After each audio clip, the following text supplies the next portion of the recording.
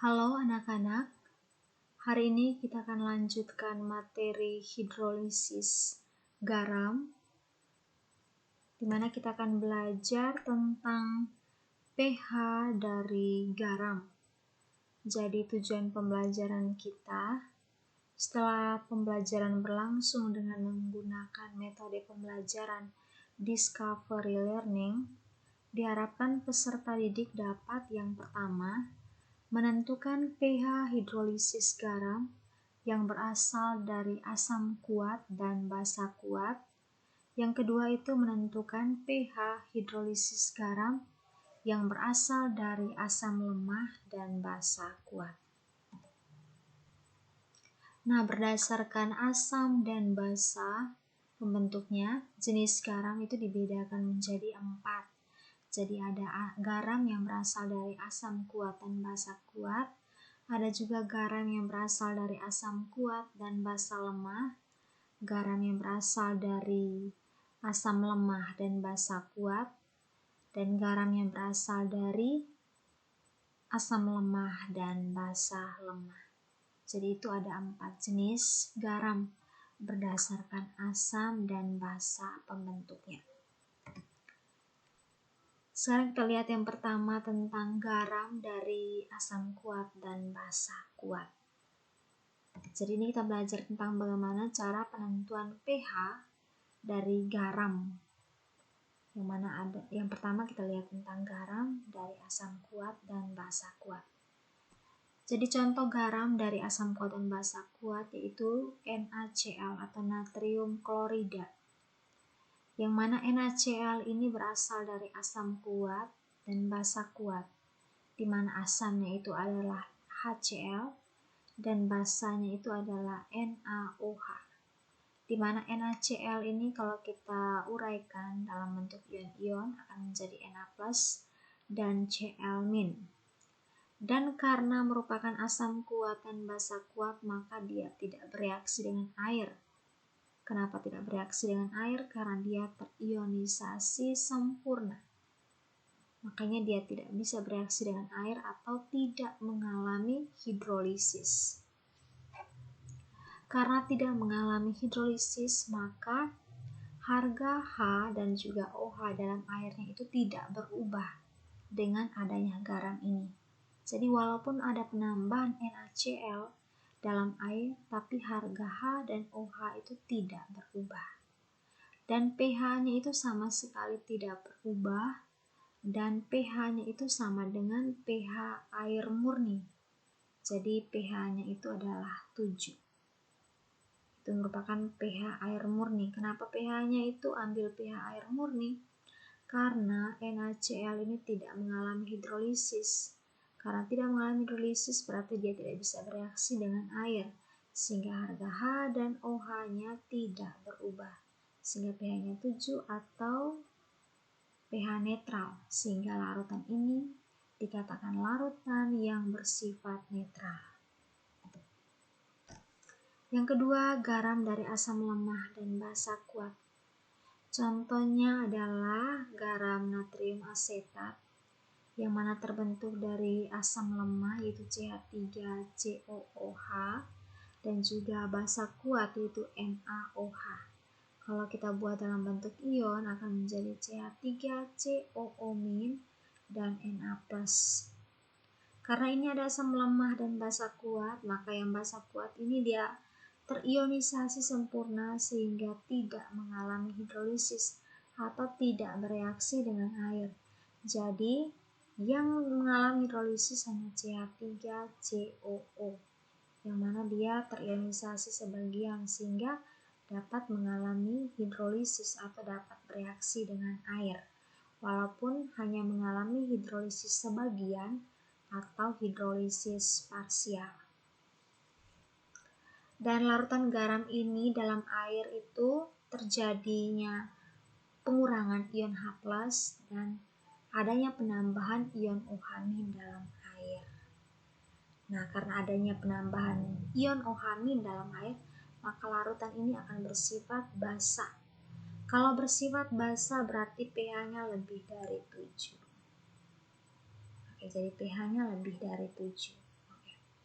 Jadi di sini kita akan belajar bagaimana cara menentukan pH dari garam yang mana berasal dari asam lemah dan juga basa kuat. Oke, jadi garam jenis ini yang terhidrolisis itu hanya anion dari asam lemahnya. Kita ambil reaksi, misalkan ini amin, ini merupakan asam lemah yang mana terhidrolisis, berarti dia bereaksi dengan air akan membentuk Ha tambah OH-. Nah, karena ada OH- maka dia akan bersifat basa, maka pH-nya akan lebih dari 7. Nah, kita lihat ini reaksi ionisasinya, amin ditambah H2O terhidrolisis membentuk Ha ditambah OH-.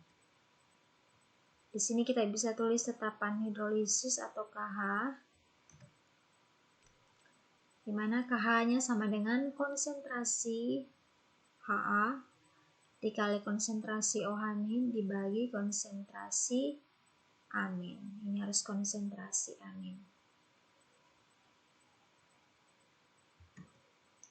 Dan jika dikalikan dengan H+ per konsentrasi H+ dibagi konsentrasi H+, maka didapatkan rumus sebagai berikut. Jadi, kalau rumus ini kita kalikan lagi dengan konsentrasi H+ dibagi konsentrasi H+, maka akan menjadi konsentrasi Ha kali konsentrasi OH- kali konsentrasi H+ dibagi konsentrasi amin kali konsentrasi H+. Sehingga kita bisa pisahkan akan menjadi konsentrasi Ha dibagi konsentrasi amin kali konsentrasi H+ dikali konsentrasi OH- kali konsentrasi H+. Di mana konsentrasi Ha bagi konsentrasi amin kali konsentrasi H+ itu nilainya sama dengan 1/Ka. Dan konsentrasi OH- kali konsentrasi H+ ini nilainya sama dengan Kw. Sehingga KH itu sama dengan Kw/Ka. Di mana Kw/Ka itu sama dengan konsentrasi Ha kali konsentrasi OH- dibagi konsentrasi amin. Dan jika konsentrasi Ha itu sama dengan konsentrasi OH-, maka berlaku rumus berikut. Kw/Ka sama dengan konsentrasi OH- pangkat 2 per konsentrasi amin.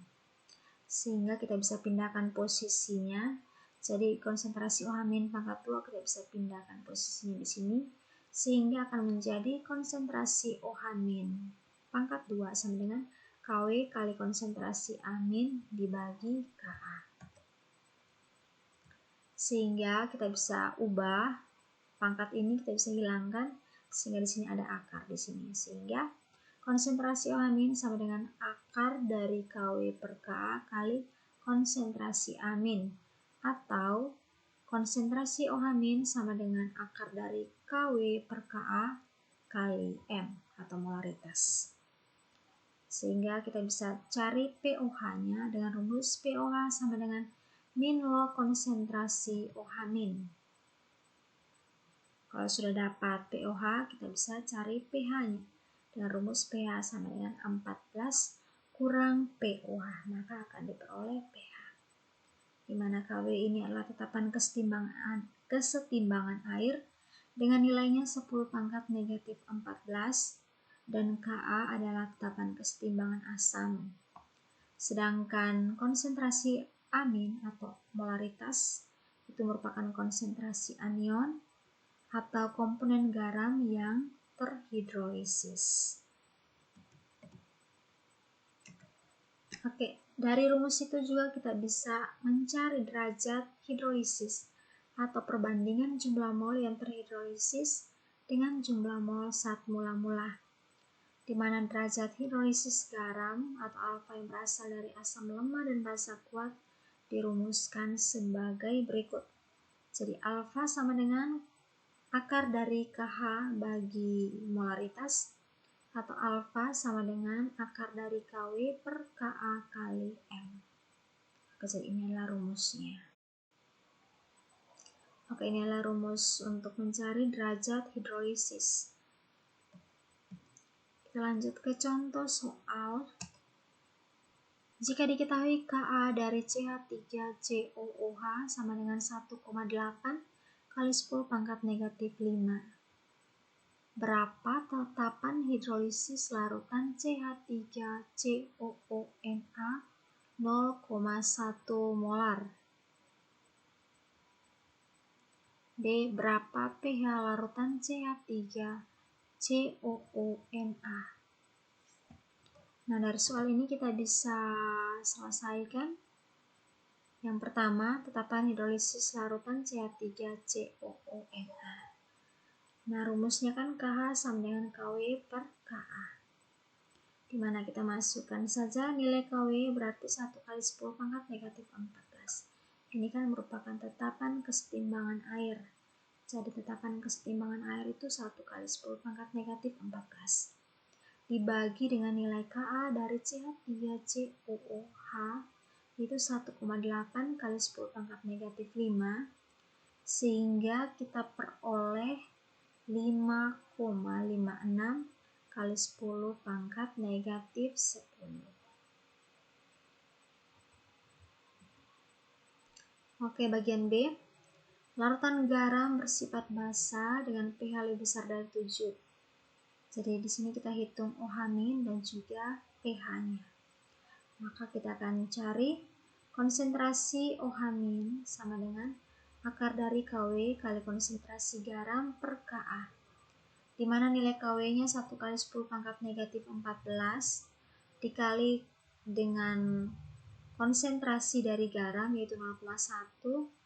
Jadi kita tulis 1 kali 10 pangkat negatif 1 dibagi dengan nilai Ka dari CH3COOH yaitu 1,8 kali 10 pangkat negatif 5. Oke, dimasukkan di sini sehingga kita langsung kalikan terus dibagi dan dicari akar dari hasil tersebut dan kita peroleh nilai dari konsentrasi OH- itu 7,45 kali 10 pangkat negatif 6 molar. Setelah dapat OH- kita cari POH dengan rumus POH sama dengan min log konsentrasi OH-. Masukkan angka dari konsentrasi OH- yaitu 7,45 kali 10 pangkat negatif 6. Jadi kita tulis min log 7,45 kali 10 pangkat negatif 6. Itu sama dengan 6 kurang log 7,45 sehingga diperoleh 5,13. Setelah mendapatkan nilai POH, kita cari pH. Jadi pH sama dengan 14 kurang POH. Jadi 14 dikurangi 5,13 diperoleh 8,87. Oke, sekian pemaparan dari Ibu yang berkaitan dengan bagaimana cara menentukan pH dari garam yang berasal dari asam kuat dan basa kuat, dan juga garam yang berasal dari asam lemah dan basa kuat. Untuk bisa lebih memahami materi ini, silakan kerjakan latihan. Ibu akan berikan kalian waktu untuk menyelesaikan soal ini selama 5 menit. Setelah itu kita akan bahas via Google Meet. Jadi nanti setelah 5 menit kalian selesaikan, nanti Ibu akan kirimkan link untuk Google Meet dan kita akan bahas bersama-sama. Oke, semangat selalu. Jika mengalami kesulitan pada saat selesai mendengarkan video ini, menonton video ini, silakan ditanya jika mengalami kesulitan. Jangan malu untuk bertanya. Oke, tetap semangat. Tuhan memberkati.